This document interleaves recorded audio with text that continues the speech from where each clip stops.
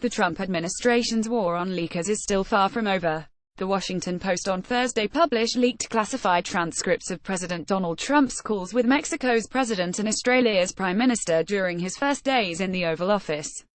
The transcripts reveal how Trump deals with foreign leaders, particularly on key campaign issues like trade and immigration.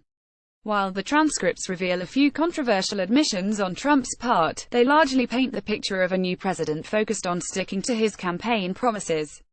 Here's a quick rundown of the key moments from the two calls. Trump, Nieto disagree on U.S.-Mexico border wall during Trump's January 27 call with Mexican President Enrique Peña Nieto. Trump reiterated his stance that the U.S. must impose tariffs on goods imported into the United States from Mexico in an effort to stop American companies from moving factories there and to equalize the trade imbalance between the two countries. Trump also offered to help Mexico deal with drug cartels by using the U.S. military to crack down on the drug trade. "We have the drug lords in Mexico that are knocking the hell out of our country," Trump said. "They are sending drugs to Chicago, Los Angeles, and to New York. Up in New Hampshire, I won New Hampshire because New Hampshire is a drug-infested den, is coming from the southern border. So we have a lot of problems with Mexico farther than the economic problem." Perhaps the most notable moment of the call came when the two leaders discussed Trump's proposed wall along the U.S.-Mexico border. During the campaign, Trump repeatedly promised that Mexico would fund the wall's construction, an assertion Nieto publicly refuted. After Nieto reasserted that his position has been and will continue to be very firm, saying that Mexico cannot pay for that wall, Trump urged the Mexican president to keep the position private. "But you cannot say that to the press. The press is going to go with that and I cannot live with that," Trump responded. "You cannot say that to the press because I cannot negotiate under those circumstances." Nieto then suggested that they could look for a creative way to jump over this obstacle, in reference to the issue of the wall.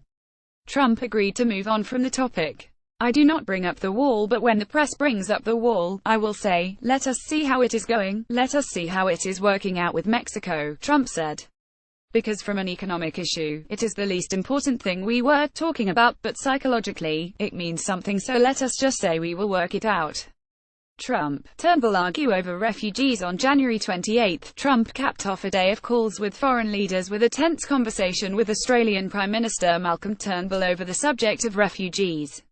The day before, Trump issued an executive order temporarily banning travelers from 7 Muslim-majority countries and suspending America's refugee program.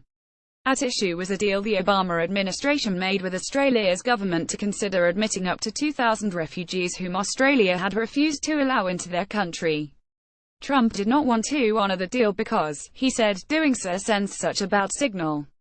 Turnbull attempted to explain that Trump need not admit any refugees but instead go through the process of vetting the people in question. Turnbull said they were primarily economic refugees, and then decide whether to admit anyone. "The obligation is for the United States to look and examine and take up to and only if they so choose, 1,250 to 2,000, Turnbull said. "Every individual is subject to your vetting. You can decide to take them or to not take them after vetting. You can decide to take 1,000 or 100. It is entirely up to you." Trump largely ignored Turnbull's attempts to convince him to honor the deal, asserting repeatedly that Australia refused to allow the refugees into their own country because they were prisoners who would likely commit acts of terrorism, an argument Turnbull dismissed as false.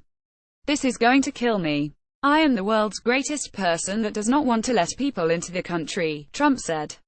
He later added, "I look so foolish doing this. I know it is good for you but it is bad for me. It is horrible for me. This is what I am trying to stop. I do not want to have more San Bernardinos or World Trade Centers. I could name 30 others, but I do not have enough time." Ultimately, Trump decided to honor the deal despite his firm opposition to it. "I am going to say that I have no choice but to honor my predecessor's deal. I think it is a horrible deal, a disgusting deal that I would have never made," Trump said. Trump ended the call with a note of frustration, calling it the most unpleasant call all day. Prior to speaking with Turnbull, Trump had spoken with Japan Prime Minister Shinzo Abe, French President François Hollande, Russian President Vladimir Putin, and German Chancellor Angela Merkel. "I have had it. I have been making these calls all day, and this is the most unpleasant call all day," Trump said. Putin was a pleasant call.